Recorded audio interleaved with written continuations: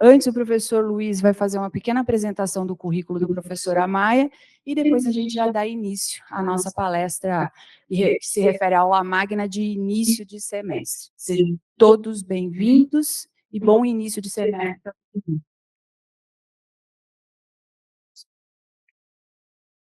Bom dia a todos e a todas. Eu serei muito breve. Eu queria agradecer ao professor Amaya pela presença aqui na Faculdade de Direito por mais uma vez, né? É uma honra novamente estarmos juntos. São muitos anos e acho que para a gente é uma grande satisfação. Eu vou fazer uma breve apresentação do professor Amaya, Jorge Alejandro Amaya, professor da Universidade de Buenos Aires, onde fez o seu doutorado. O professor Amaya tem estudos nos Estados Unidos, atualmente representante da Universidade de Bolonha para a América Latina, e daí vem também uma parte das relações com a faculdade, não as nossas relações, mas as relações com a faculdade. O professor Amaya é autor de uma porção de livros, e quem tiver interesse, busque. O professor Amaya é um referente do direito constitucional, não só na América Latina, como na Europa. E para mim, pessoalmente, como amigo, é uma grande satisfação poder estar ao lado do professor Amaya. Assim que, muito rapidamente, passo a palavra a ele, agradecendo novamente a presença. Muito obrigado. Buen día para todos, para todas. Primero, quiero pedirles disculpas a ustedes porque no puedo hablar en toda la conferencia en portugués. Voy a hablar un español pausado. Todos nos entendemos. Argentina y Brasil tienen un vínculo histórico de toda la vida y solo nos separa un poquito el fútbol, pero un poquito nada más, no mucho, no mucho.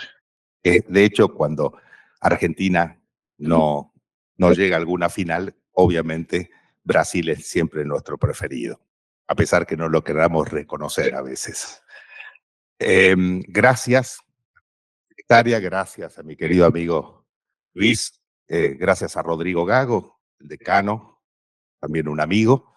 Es la tercera vez que estoy aquí en San Bernardo y es un gran gusto poder compartir con ustedes algunas ideas vinculadas, como me pidió Luis, entre el derecho constitucional, el control de constitucionalidad y el derecho internacional, particularmente el derecho internacional de los derechos humanos.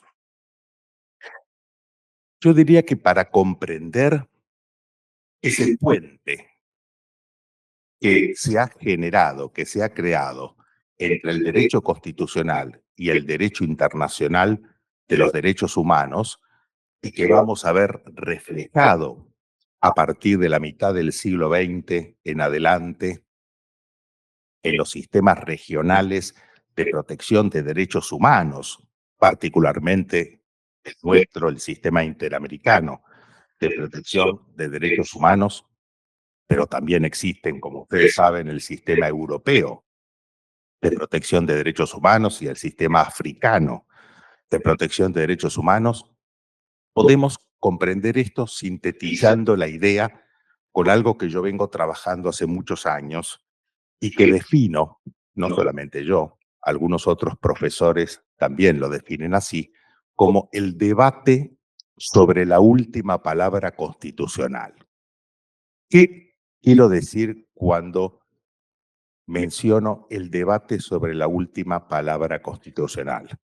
Me refiero a cuál tiene que ser el órgano, cómo ha sido el desarrollo histórico y los debates históricos de cuál tiene que ser el órgano en una nación, en una democracia constitucional, como la que rige en el Brasil, como la que rige en la Argentina, como la que rige en la mayor parte de los países del sistema interamericano, que tenga la última palabra constitucional, que sea el órgano de cierre en torno a la interpretación de la Constitución.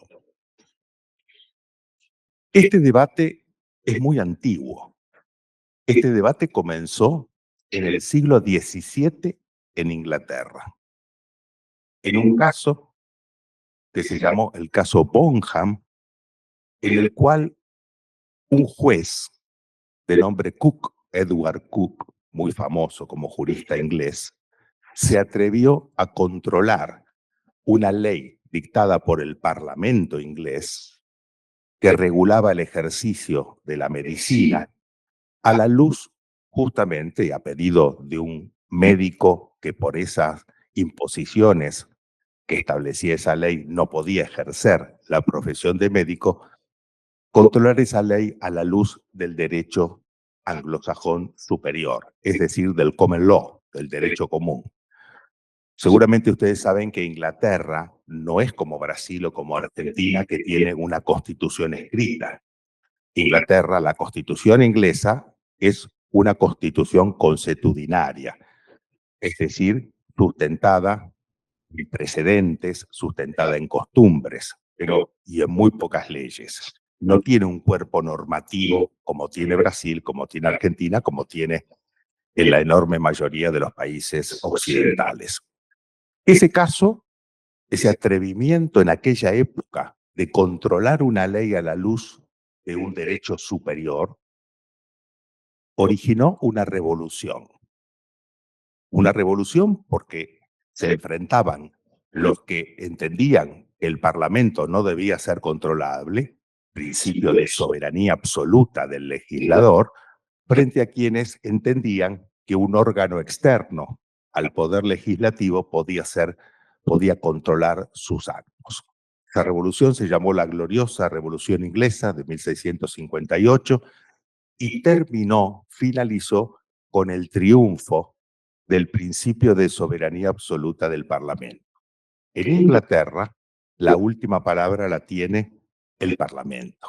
En Inglaterra no hay control de constitucionalidad judicial, como lo conocemos nosotros, como hay en Brasil, como hay en Argentina. No. Es decir, vox populi, vox dei, de alguna manera, en Inglaterra hasta hoy. Incluso, hace 20 años atrás, aproximadamente, los ingleses crearon su Corte Suprema de Justicia. Antes, las funciones del máximo tribunal judicial la ejercía la Cámara de los Lores, es decir, una de las cámaras del Parlamento inglés. Esto nos da la pauta de la fortaleza del Parlamento inglés. Pero a pesar de que se creó esa Corte Suprema, no se le dio las facultades del control de constitucionalidad como tiene la Corte Suprema Federal del Brasil y tiene la Corte Suprema Federal Argentina. Los dos países, Argentina y Brasil, son países federales. La segunda vez que la historia del control de constitucionalidad, el segundo momento paradigmático de la historia del control de constitucionalidad, abordó el debate sobre la última palabra constitucional, fue más de 100 años después del caso Bonham. Y lo fue en el marco de los Estados Unidos de Norteamérica, en el marco de la sanción de la primera constitución escrita y suprema del mundo occidental. La Constitución norteamericana de 1787, esto es importante, fue la primera constitución que tuvo una cláusula de supremacía constitucional. Es decir, una cláusula, artículo 6º de la Constitución de los Estados Unidos, una cláusula que decía que ese cuerpo normativo llamado Constitución era la norma suprema de la nación y por lo tanto definía la validez e invalidez del resto de las normas que integran el sistema jurídico.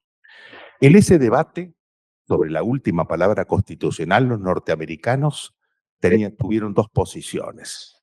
Aquellos que sostenían que los jueces tenían que ejercer esa función porque eran un órgano separado de los poderes políticos del Estado, y aquellos que sostenían que en realidad era el Congreso el que tenía que tener esa función, a similitud de lo que ya había pasado de alguna manera en Inglaterra. Este debate no se dirimió, no se definió en la Asamblea Constituyente que sancionó la Constitución norteamericana. La Constitución norteamericana se sancionó sin decir absolutamente nada. no dice como la Constitución brasilera que corresponde a la Corte Suprema el control de constitucionalidad, cuáles son sus efectos, cuál es la forma de acceder a la Corte a través del recurso.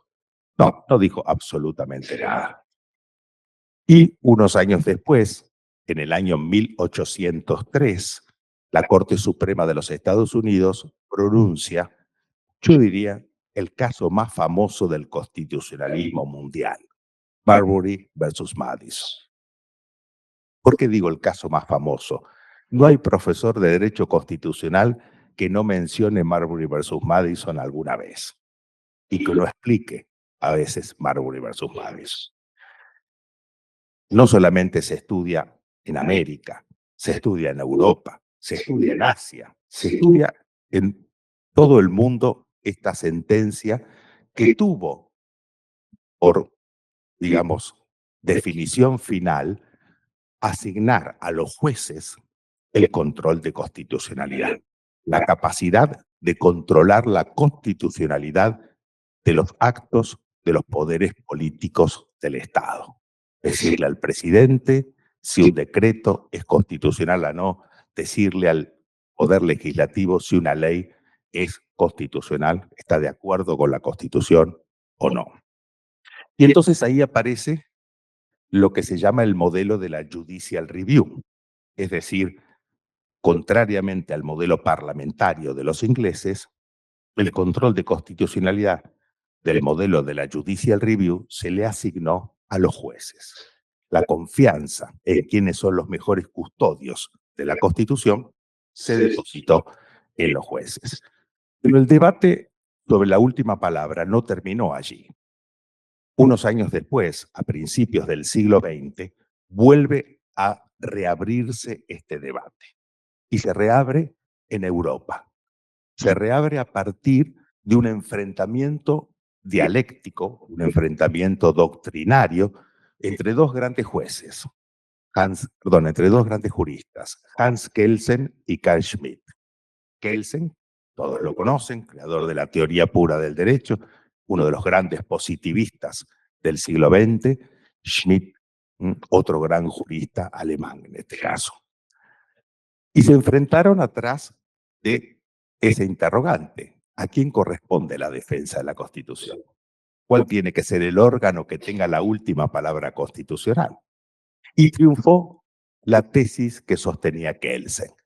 Tenía que ser un órgano concentrado, especializado en temas constitucionales, pero que no integrara el Poder Judicial, que no fuera parte del Poder Judicial, sino que fuera un órgano independiente.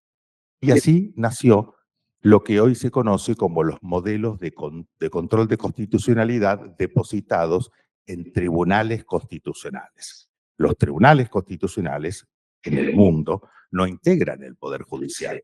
Son un órgano, un poder independiente por fuera del Poder Judicial. Toda Europa, hoy, actualmente, toda Europa, con excepción, por supuesto, de Inglaterra y de los países nórdicos, Dinamarca, Suecia, Finlandia, Noruega, tienen tribunales constitucionales. Claro, pero no acabó aquí el debate sobre la última palabra constitucional. Si la tenía que tener el Parlamento, si la tenían que tener los jueces, si la tenían que tener un órgano especializado llamado Tribunal Constitucional. Porque el mundo avanza, se produjeron las dos grandes guerras, la Primera y la Segunda Guerra Mundial, y cuando finaliza la Segunda Guerra Mundial, con esa enorme cantidad de violaciones de derechos humanos que nos trajo la Segunda Guerra Mundial, el mundo intenta reorganizarse de otra manera para tratar de evitar las consecuencias de esas enormes violaciones de derechos.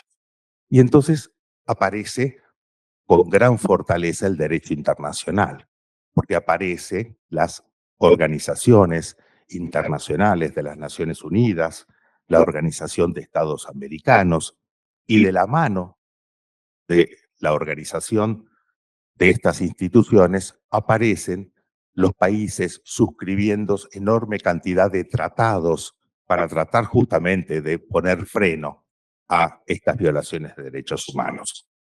Y entonces, dentro de esos tratados aparece la Convención Americana de Derechos Humanos, suscrita en el año 1969, como producto justamente de estas iniciativas internacionales, que crea dos órganos de ejecución y de interpretación de esa convención, llamados Comisión Interamericana de Derechos Humanos y Corte Interamericana de Derechos Humanos.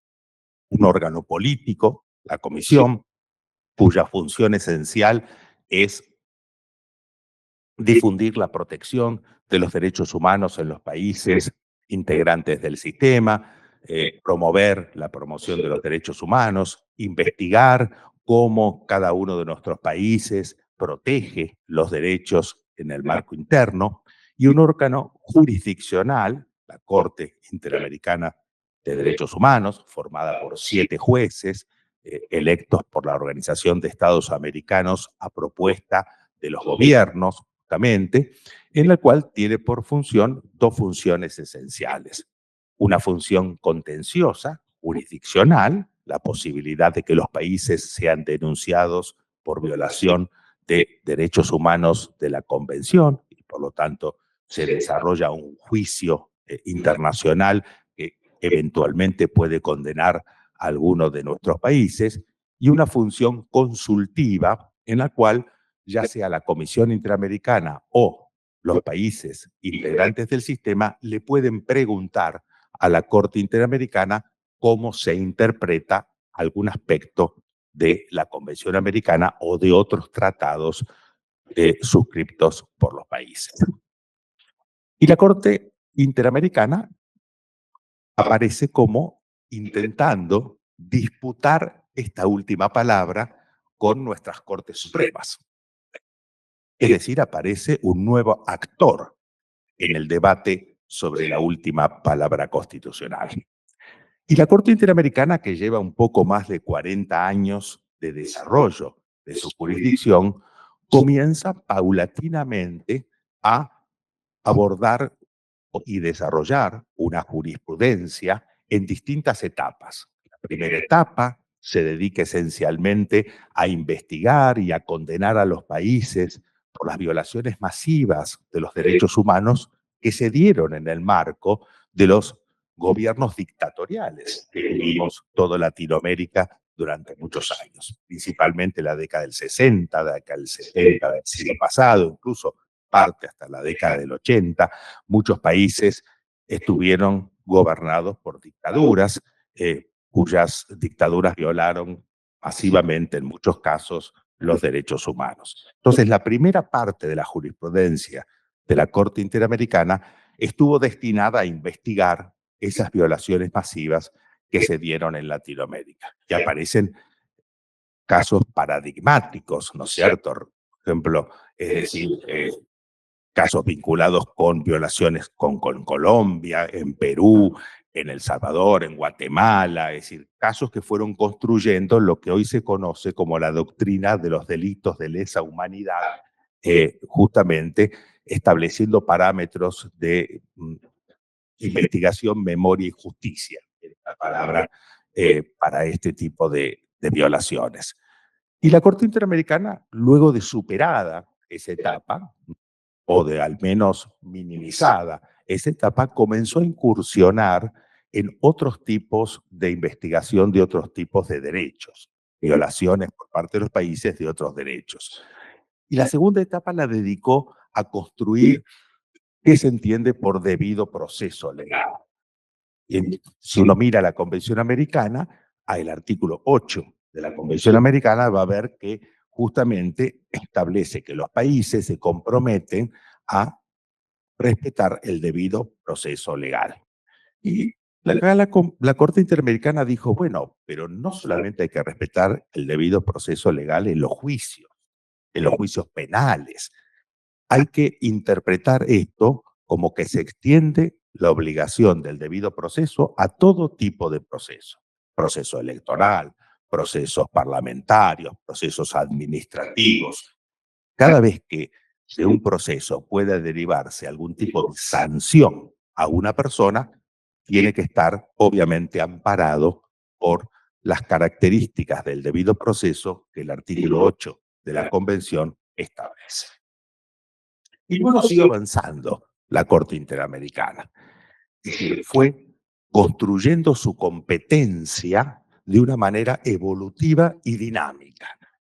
Y un momento determinado, no hace tantos años, en el año 2006, dicta un fallo que tiene como antecedente un voto individual de un juez llamado Sergio García Ramírez, un juez mexicano fallecido hace poquito, hace menos de un año atrás. Y tanto Luis como yo lo conocimos muy bien, gran maestro del derecho. Este juez, en un voto individual, en un caso que se llamó Mirna Machan con Guatemala, había dicho que los jueces interamericanos, los jueces de todos los países integrantes del sistema interamericano, deberían ejercer una especie de control de convencionalidad, al igual que ejercen control de constitucionalidad en sus respectivos países.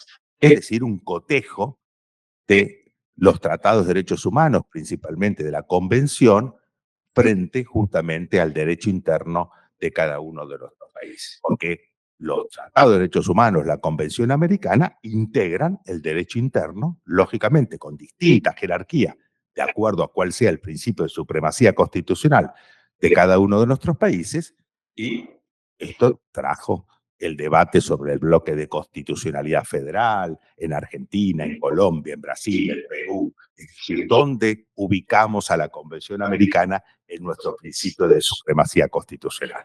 Cada país, obviamente, ha tenido distintas interpretaciones. Pero lo cierto es que es derecho interno. Por consiguiente, y la mayor parte de nuestros países tiene jerarquía superior a las leyes internas. El debate es qué posición tiene frente a la Constitución, pero al derecho interno, en términos generales, el derecho internacional tiene jerarquía superior al derecho interno. Y entonces la Corte Interamericana comenzó a, como les contaba, avanzar sobre otras temáticas y comenzó a desarrollar protecciones de derechos sobre derechos no enumerados o derechos implícitos en la Convención. Y la Corte Interamericana siguió desarrollando y comenzó a expandir su jurisprudencia para proteger temáticas que parecería que no estaban expresamente consagradas en la Convención Americana. Por ejemplo, comenzó a incursionar en las cuestiones estructurales de las constituciones. Por ejemplo, a través de su competencia consultiva, la opinión consultiva número 28, determinó que en los sistemas de gobierno los presidentes no podían ser reelectos más de 2 veces consecutivas. Cuando en Latinoamérica había países que los sistemas presidenciales tenían reelección indefinida. Y esto generó tensiones con muchos países. Generó tensiones, esta competencia evolutiva, dinámica, como lo llama la Corte Interamericana, comenzó a generar tensiones con nuestros países, con nuestros derechos internos, con los órganos, obviamente, principalmente las Cortes Supremas de nuestros países. Y comenzaron a haber fallos de la Corte Suprema de Uruguay, de la Corte Suprema Argentina, del Tribunal Constitucional peruano, ayer, o mejor dicho, hace una semana atrás, de la Corte Suprema de Colombia, en la cual empezaron a disputar esta disputa jurídica, que todas las disputas jurídicas de esta naturaleza no son disputas solamente jurídicas propiamente dicho, son disputas políticas también, obviamente, sobre quién tiene la última palabra constitucional. Acá se encierra un tema no solamente jurídico de interpretación del derecho, sino de proyección política, como ustedes imaginan. Y esto se conoce en Europa, porque ya pasó Europa antes por estas cuestiones, se conoce de dos maneras. Se conoce como teoría de los contralímites. ¿Qué significa esto? Así como el derecho internacional es un límite a los derechos internos cuando el derecho interno puede poner límites a decisiones del derecho internacional. Sí. Y sí, efectivamente, el Tribunal Federal Alemán, la Corte Constitucional Italiana, el Tribunal Constitucional Español, adoptaron, en algunos casos excepcionales, por cierto, esta doctrina. ¿Cuándo? Cuando, por ejemplo, a criterio de las Cortes Supremas o de los tribunales constitucionales, el derecho interno protege de mejor manera que el derecho internacional, o el derecho interno establece características, digamos, que resultan una identidad constitucional del país que no debería ser modificable por el derecho internacional. O, como pasó en Argentina, cuando la Corte Interamericana pretende, a través de una sentencia, dejar sin efecto cuestiones que pasaron en el principio de autoridad de cosa juzgada en el derecho interno argentino, y entonces la Corte Argentina le dice a la Corte Interamericana: mire, usted no tiene esta facultad.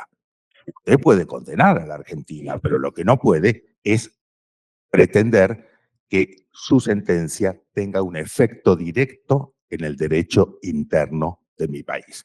Porque el que tiene la última palabra en mi país, en el sistema judicial, soy yo como Corte Suprema. Es decir, una disputa política, como ustedes se ven, una disputa de poder. Y recientemente, hace un año atrás, el Tribunal Constitucional peruano le dijo a la Corte Interamericana, la Corte Interamericana le pide al Tribunal Constitucional que no lo deje libre al expresidente Fujimori, que había sido condenado, obviamente, y estaba preso por delitos de lesa humanidad. Y el Tribunal Constitucional le contesta: mire, la verdad que mi interpretación del derecho interno peruano no es la interpretación que usted tiene, y por lo tanto las sentencias de supervisión sobre el cual usted está montando este pedido no resultan obligatorias para el Perú. Y lo mismo le dijo la Corte Suprema Uruguaya, que le dijo en el caso ABB a la Corte Interamericana: ¿de dónde saca usted que sus precedentes, usted piensa que una cosa es la obligatoriedad que tengo yo como país de cumplir una sentencia contra el país, pero ¿por qué me quiere aplicar precedentes nacidos de otros fallos como si fuera una doctrina de stare decisis obligatoria al estilo norteamericano, cuando esto no surge de la Convención Americana de Derechos Humanos? Y así surgieron muchos fallos. ¿Cuál es hoy un poco el debate sobre la última palabra? ¿Cómo solucionamos estas tensiones entre el derecho internacional o un órgano internacional y el derecho interno?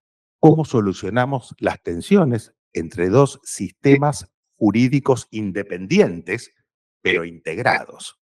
Porque el sistema de protección de derechos humanos interamericano es un sistema jurídico independiente, cuya última palabra la tiene la Corte Interamericana de Derechos Humanos. Y el sistema constitucional brasileño o el sistema constitucional argentino son sistemas jurídicos independientes. Última palabra interna la tiene la Corte Suprema de Brasil o la Corte Suprema de Argentina. Pero ambos sistemas jurídicos independientes están integrados. ¿Por qué están integrados? Por ese puente que se llama cláusula de supremacía constitucional, el lugar que le da al derecho internacional de los derechos humanos la constitución de cada país en nuestro derecho interno. ¿Cómo solucionamos las tensiones que pueden surgir de estos casos, de estas situaciones? Se han propuesto muchas soluciones por parte de la doctrina: reformas constitucionales, reforma del sistema interamericano. A mí me parece que la mejor forma es el diálogo interjurisdiccional, es decir, la construcción de un diálogo entre el Tribunal Internacional y los tribunales internos. Esto ha pasado, ha comenzado a pasar. En realidad antes no había este diálogo. Ahora ha comenzado a construirse este diálogo entre el Tribunal Internacional y las Cortes Supremas de nuestros países a través justamente de las sentencias de supervisión. Finalizo con una idea. Como les afirmaba en este relato rápidamente histórico de cómo se desarrolló en el mundo el debate sobre la última palabra constitucional, este debate no ha tenido un consenso pacífico. Europa tomó un modelo, América tomó otro modelo, Inglaterra tomó otro modelo. Yo diría que en propio Latinoamérica, en nuestros países, cada país tiene características propias en sus sistemas de control de constitucionalidad, pero sí ha aparecido un actor común a todos nuestros países, que es la Corte Interamericana. Yo creo que algo que sería muy favorable, además del diálogo interjurisdiccional, es que la Corte Interamericana tome algo que desarrolló el Tribunal Europeo de Derechos Humanos y que es muy importante como método para unificar los acatamientos de las sentencias del sistema, que se denomina margen de apreciación nacional. ¿Qué es el margen de apreciación nacional? Es la posibilidad que en algunos casos el Tribunal Europeo, cuando condena a un país, le otorga un margen de apreciación en torno justamente al cumplimiento de la sentencia. Es decir, no es lo mismo condenar a un país por violación de la libertad de cultos cuando, por ejemplo, tiene el principio de libertad de cultos en su constitución, que condenar a otro país cuando en su constitución establece una religión oficial. Esto pasó en el caso Lausi contra Italia, que condenó a Italia, y no pasó en el caso contra Grecia, porque Grecia, en el caso contra Grecia, el Tribunal Europeo dijo, hay una religión oficial, por lo tanto acá margen de apreciación nacional. Quizás esta sería una metodología que la Corte Interamericana podría desarrollar para justamente ir equilibrando estas tensiones que se están generando en el sistema interamericano, porque todos lo que queremos es justamente la mejor defensa de los derechos para nuestras sociedades. Muchas gracias.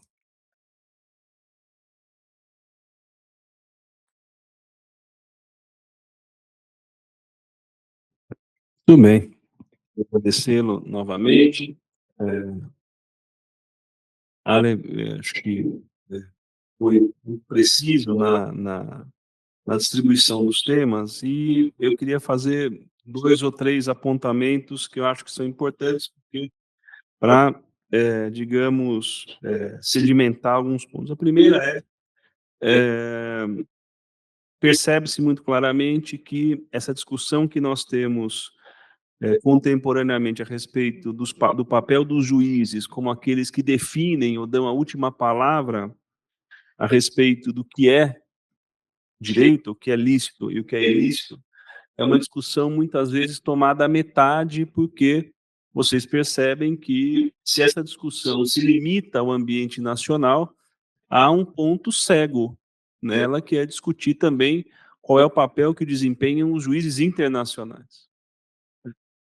A consequência disso é uma consequência também que leva a outros pontos cegos que nós temos trabalhado, que é continuar a discutir Estado de Direito, separação de poderes, direitos fundamentais, sem olhar esse ponto que está para além, digamos, do direito doméstico. Ou seja, é pensar o constitucionalismo só em âmbito doméstico. Então, fica muito claro na exposição que nós vimos um caminho onde esse protagonismo, digamos, dos juízes, muito discutível, essa não é a questão, né? Ele não é um protagonismo meramente doméstico, ele é um protagonismo que também coloca os juízes internacionais nesse cenário. Então, é assim que o Brasil, a Argentina, a Colômbia, ou a Itália, ou a França, são, consequentemente, condenados por fatos, diriam os internacionalistas, mas por previsões constitucionais, por legislação, por jurisprudência, que contrariam, desculpem, obrigações internacionais. Gostemos ou não, essa é uma questão muito importante, gostemos ou não, essa é a descrição do que condiciona os Estados nacionais contemporaneamente. Eu sou contra, eu sou a favor da soberania do Estado Nacional, eu sou contra, não importa, essa é uma discussão acessória. A questão é, o direito afirma essa obrigação, por quê? Porque os Estados têm responsabilidade internacional, ponto. Tem que integrar o seu direito doméstico. Quem não sabe isso, ou quem nega, a verdade está defendendo algo que é tecnicamente vazio e tecnicamente não comprovável. Ah, muito bem, goste ou não goste, ou seja, gostemos ou não da Constituição, gostemos ou não da lei, gostemos do que está acontecendo em âmbito internacional, é isso que o Estado de Direito contemporâneo impõe. Cabe à política transformar essa realidade. Até agora isso não aconteceu. Aliás, os exemplos que nós temos de estados nacionais, pelo menos na nossa região, que se opuseram a esse fortalecimento, digamos, das instituições internacionais regionais, não são bons, né? Ou seja, se nós tomarmos em conta a Venezuela em 2012, se nós tomarmos em conta o Peru, a tentativa do Peru, a época do regime Fujimori e essa recente, são estados que claramente não demonstram apego com a democracia, né? Então, não é uma questão de direita ou de esquerda, é uma questão, né? Estou falando de dois governos diferentes, um governo de esquerda e um governo de direita. Nesses dois casos, mostra-se, na verdade, um desapego com a democracia. Ponto. Acho que esse é um ponto fundamental. O professor Amaya discutiu, então, o papel que os juízes desempenham no controle da legislação, da legislação, dos atos administrativos e como isso veio se transformando no tempo. Vejam que é um problema diferente, inclusive, nas famílias jurídicas, né? Como ele se consolida a partir do famoso Bonham's Case, né, inglês, como ele vai para os Estados Unidos, como ele se divulga, digamos, pelas Américas. Pode haver várias fórmulas de como os juízes vão fazê-lo, mas fazem, né? Excetuando, claro, no caso britânico, né, nesse caso, onde os juízes não detêm função de suspender a eficácia das leis, né? Que foi um problema, que é um problema também, mas não cabe aqui. E, por fim, né, entender que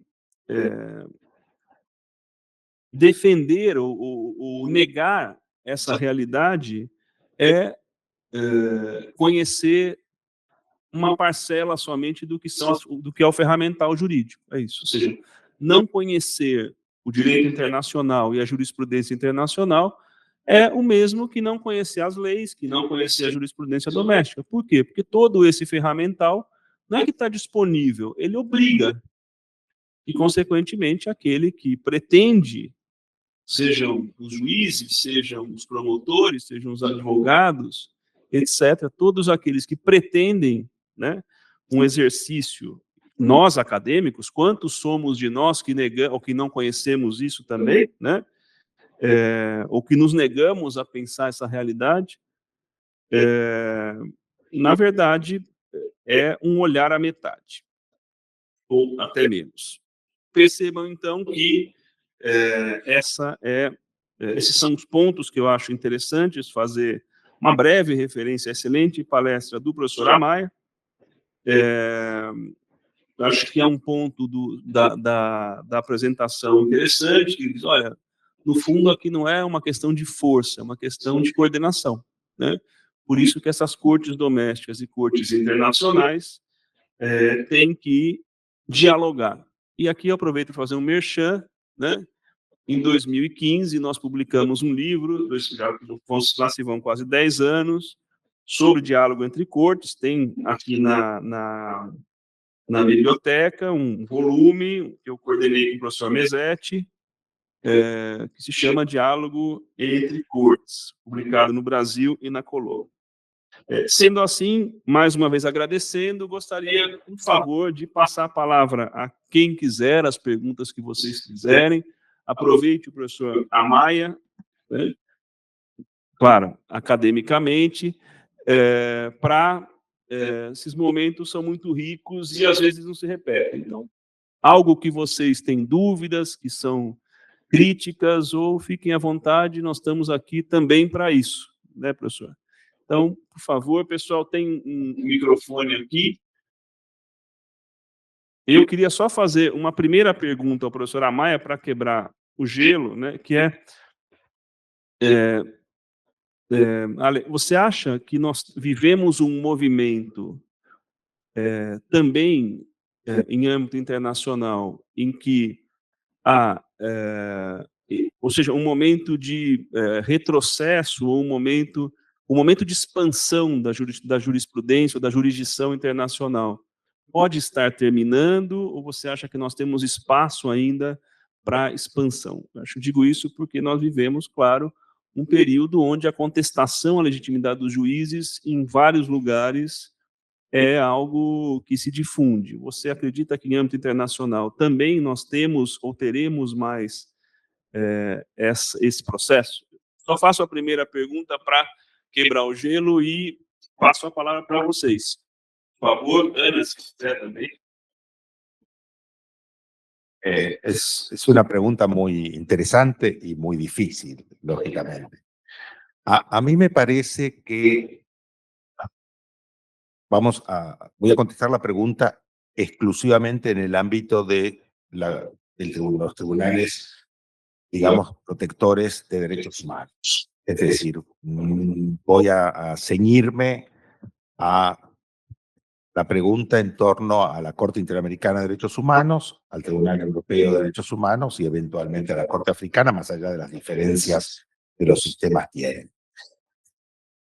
El control de constitucionalidad, cuando nace en el modelo de la justicia civil, o sea, el modelo que depositó la confianza en los jueces, es el modelo más difundido en Latinoamérica, a pesar de que muchos países latinoamericanos tienen tribunales constitucionales, por ejemplo Chile, por ejemplo Bolivia, por ejemplo Perú. Pero en todos los jueces, sacando el caso chileno, los jueces tienen alguna participación en el control. Pero en el caso de Brasil y Argentina, los jueces tienen plenamente el control de constitucionalidad. Cuando nace este modelo, que nace en Estados Unidos, como yo contaba, nace también de la mano de lo que se conoce como la autorrestricción judicial. Es decir, los jueces controlan los actos de los poderes políticos, pero a veces no controlan. A veces entienden que podrían estar ingresando en temáticas más vinculadas a la discrecionalidad de los poderes políticos del Estado, a un ámbito pequeño, pero que es un ámbito propio de la interpretación de facultades discrecionales de los poderes políticos del Estado. Y entienden que es mejor no controlar. ¿Por qué? Tengamos en cuenta algo.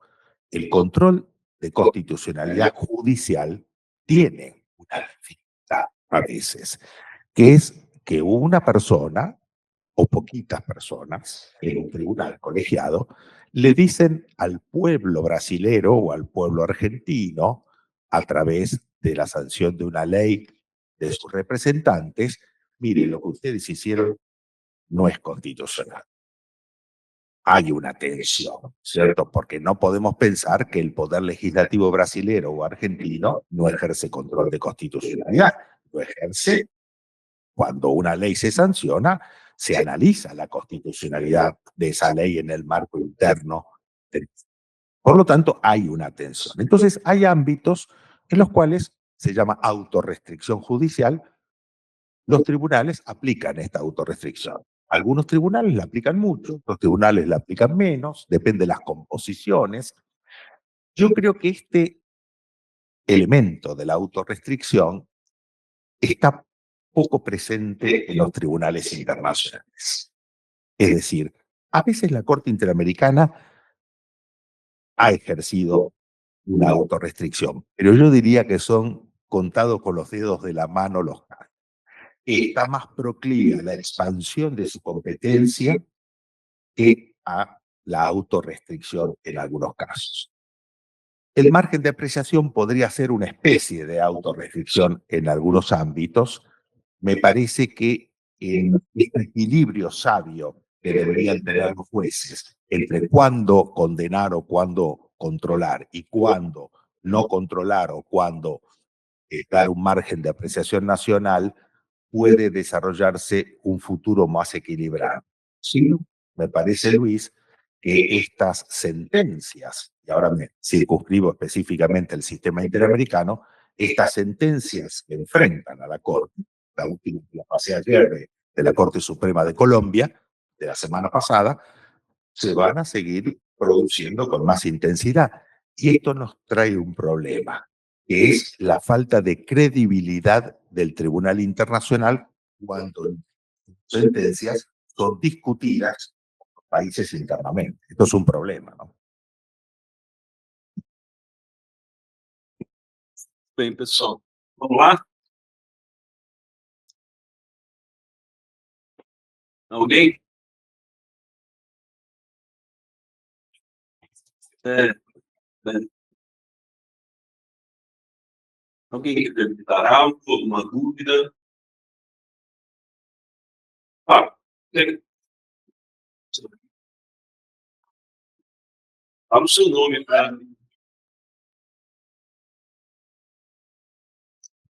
Bom dia, professor. Meu nome é Lucas, terceiro ano. Eu acho que é uma pergunta meio complicada, mas eu vou dar um contexto. Eu acho que faz uns 5 meses, né, que eu vi bastante controvérsias assim com o STF, com um ministro em específico, que é o Alexandre de Moraes. Não foi uma questão tão constitucional, né, mas foi política quando ele suspendeu algumas contas do Twitter, né, que hoje é X. E aí houve muita discussão sobre a atuação do tribunal, né, no Brasil perante aos órgãos internacionais, né? Uma ala política levou até os órgãos. A pergunta que é meio complicada de se fazer, na verdade, é só a visão, professor, né?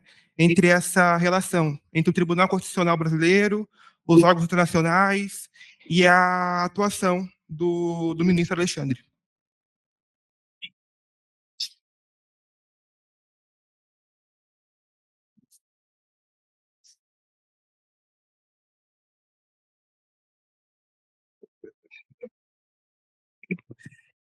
Es una pregunta muy difícil, que no es una pregunta que tenga un aspecto exclusivamente jurídico, sino tiene aspectos que hoy se relacionan lógicamente con temáticas diversas. Yo creo que ayer lo hablábamos justamente a la noche en un curso de doctorado y maestría en la Universidad Católica de San Pablo, cual concluimos la invitación de Luis, cómo está afectando al derecho, a la política y al mismo tiempo a las sociedades y las nuevas medios de comunicación, Internet, redes sociales, TikTok, X o ex-Twitter. Cómo de alguna manera las sociedades se forman opinión y participan, cómo se informan, qué grado de veracidad, este problema de la verdad y la posverdad que aparece. A mí me parece que asistimos, esto es una opinión un poco aventurada quizás, pero me parece que estamos asistiendo a unos cambios revolucionarios en las sociedades desde toda perspectiva. Desde la perspectiva jurídica, desde la perspectiva constitucional, política, desde la perspectiva social. Y las estructuras institucionales de nuestros países vienen, obviamente, de modelos clásicos desde el siglo XVIII y ayornados, por supuesto, en el siglo XX, pero que la estructura general de la democracia constitucional es la clásica y que no está, yo diría, preparada para estas nuevas realidades tecnológicas que se están desarrollando. Es todo el problema que se está generando en torno al desarrollo de la inteligencia artificial y a la aplicación de la inteligencia artificial justamente en el derecho, en los procesos sociales, en los procesos políticos. Me parece que esto genera una diversidad y dispersión muy importante en nuestras sociedades y se dan situaciones como pregunta y otras realidades que se están dando que además ponen en cuestionamiento muy fuerte la legitimidad de las instituciones.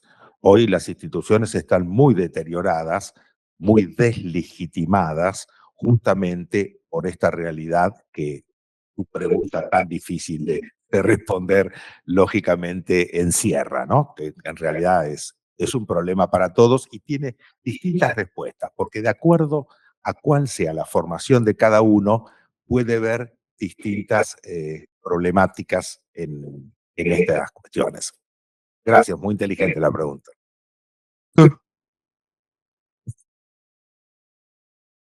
Mais alguém, pessoal? Ó,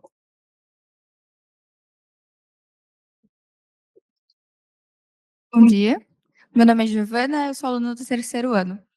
A minha pergunta tem mais um cunho prático. O professor falou muito sobre um diálogo entre direito internacional, entre o direito do próprio país, mas muitas vezes essa é uma visão que nós, como alunos de graduação, não temos. As coisas acontecem, mas nós não entendemos como isso se desenvolve.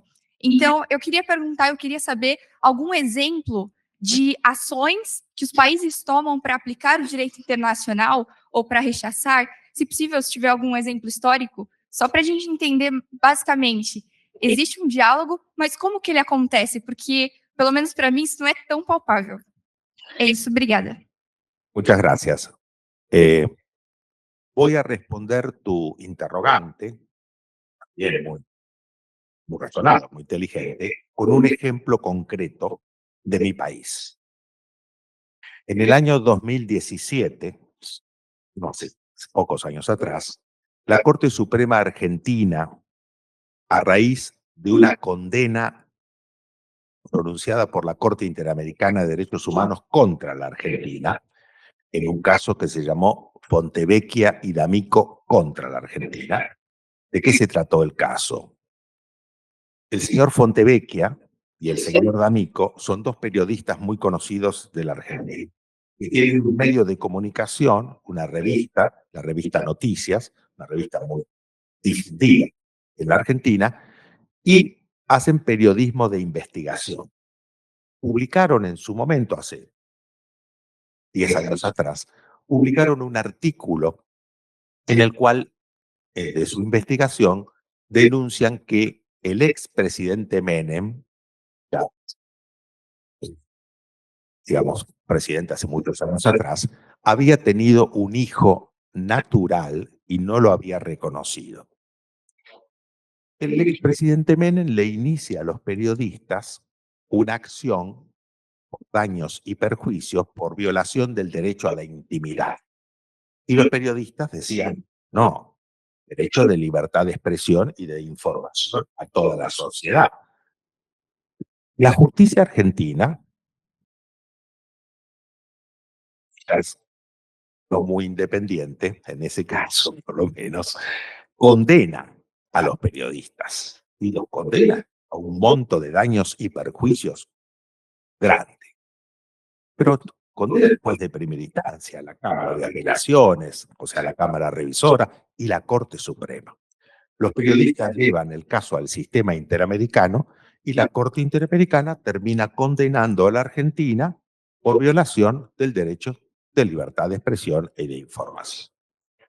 Cuando la condena se notifica a la Argentina, sí, como ustedes saben, toda condena de la Corte Interamericana de Derechos Humanos se notifica en el órgano que lleva las relaciones exteriores en cada país, es decir, el Ministerio de Relaciones Exteriores.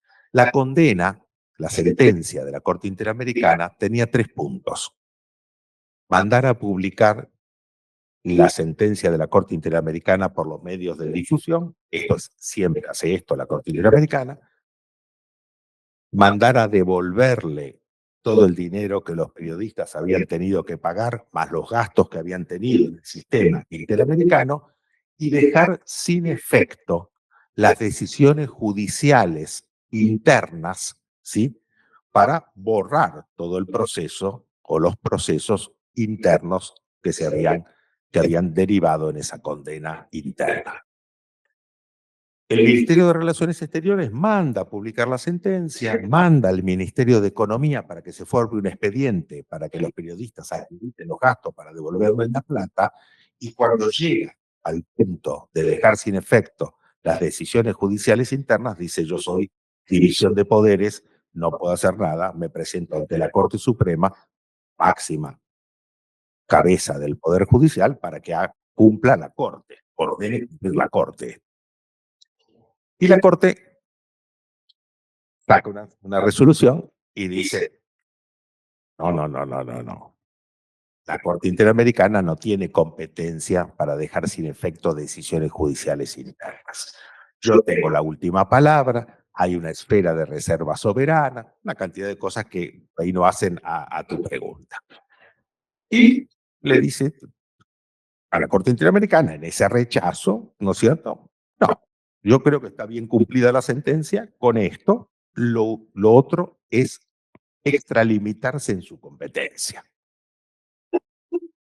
Esto despertó en mi país un debate de la doctrina tremendo, tremendo. Todos los constitucionalistas, los profesores de derechos humanos escribieron, algunos decían: no, Argentina se está retirando del sistema interamericano. Pero pasa esta cosa. Bien. ¿Qué hace la Corte Interamericana?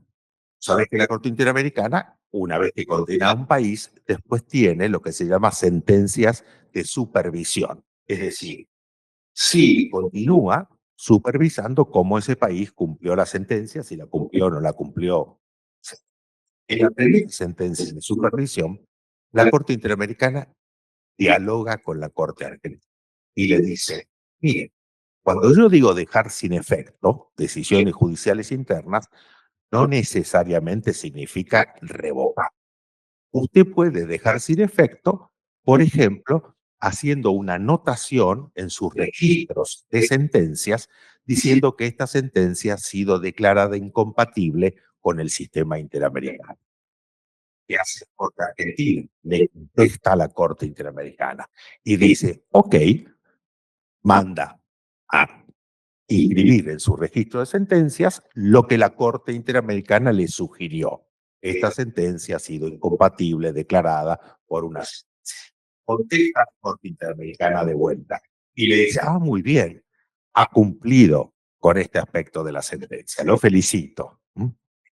Este diálogo no se había dado nunca con la Corte Argentina en todos los 40 años de jurisdicción de la Corte Interamericana. Fue la primera vez. A veces los diálogos son más rígidos. Acaba de tener la Corte Interamericana un diálogo con el Perú. ¿Por qué? El Perú está debatiendo, el Poder Legislativo, una ley. Esa ley, a criterio de la Corte Interamericana, podría afectar a las víctimas de un caso que se llamó Barrios Altos contra Perú. Y entonces la Corte Interamericana le dice, en este caso no al Tribunal Constitucional, sino al Poder Legislativo: absténgase de sancionar esta ley, porque podría afectar el cumplimiento de una sentencia contra el Perú dictada hace varios años atrás, que está en proceso de supervisión y de cumplimiento. Allí el Perú le contestó un poco fuerte a la Corte Interamericana y le dijo: ¿cómo? ¿De dónde saca usted que tiene facultades para decirle al poder soberano de un país que sancione o no sancione una ley? Y el diálogo fue más ríspido. Hay diálogos que construyen, hay diálogos a veces que separan, evidentemente. Espero haberte contestado tu interrogante.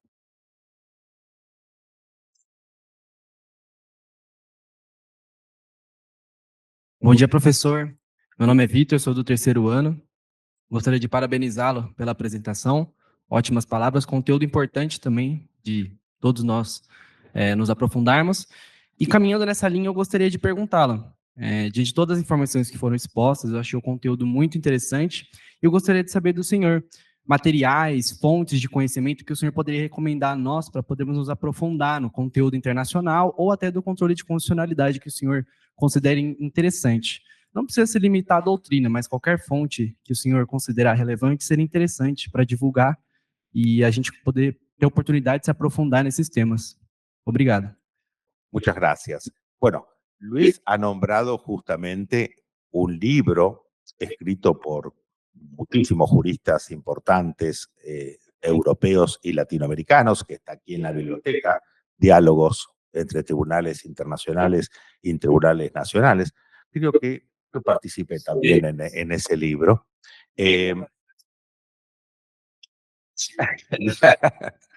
Luis también está publicando un libro próximamente en inglés, ¿no? Sobre control de convencionalidad.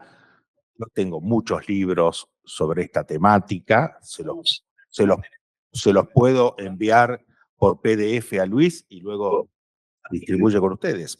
Leerlo en español les resulta sencillo. Lógicamente hemos tenido un diálogo, yo hablando en español, ustedes en portugués, sin ninguna dificultad. Tengo un último libro que se llama, que lo publiqué el año pasado, que se llama Fronteras del Sistema Interamericano de Derechos Humanos, donde analizo todos estos debates y estas tensiones que yo les doy. Pero hay muchísima obra escrita. Hay dos grandes líneas en el material que van a encontrar.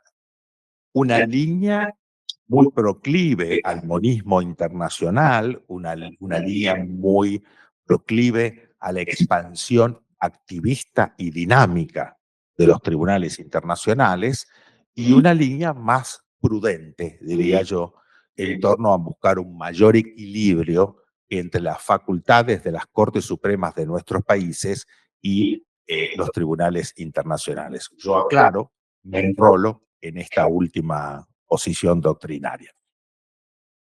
Pero le paso a Luis mucho material para que se los pueda hacer llegar.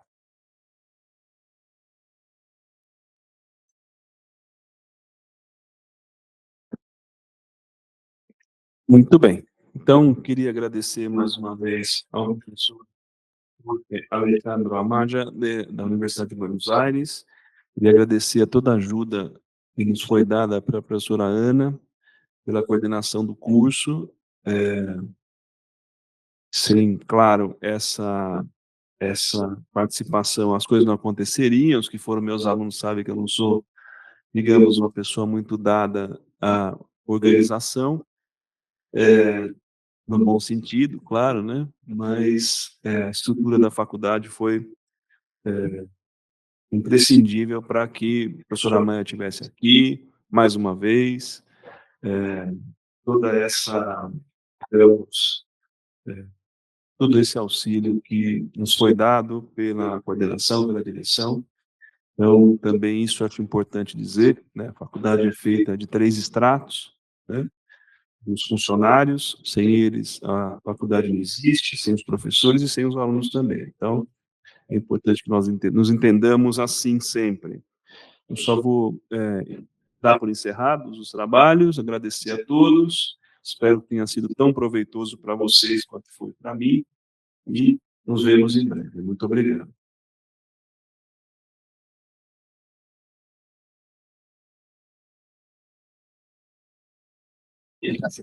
Bom, vamos lá. Só falar um agradecimento para o Luiz. Ele me agradeceu, eu vou agradecer a ele, porque é por causa do professor Luiz que a Faculdade de Direito de São Bernardo do Campo abriu as portas para a internacionalidade, que é algo extremamente importante para o desenvolvimento acadêmico de vocês e para que a gente cresça nos índices de qualidade. Nós só crescemos em índices de qualidade pelo trabalho do professor Luiz, pela vinda do professor Amado e de outros tantos que permitem esse intercâmbio de conhecimento, não só com a Argentina, também com a Itália e outros países. E estender o convite para quando tiver a oportunidade de vocês se inscreverem nos programas de intercâmbio coordenados pelo professor Luiz Guilherme. Obrigada, gente. Bom dia, boa semana. Obrigada, professor. Parabéns pela palestra.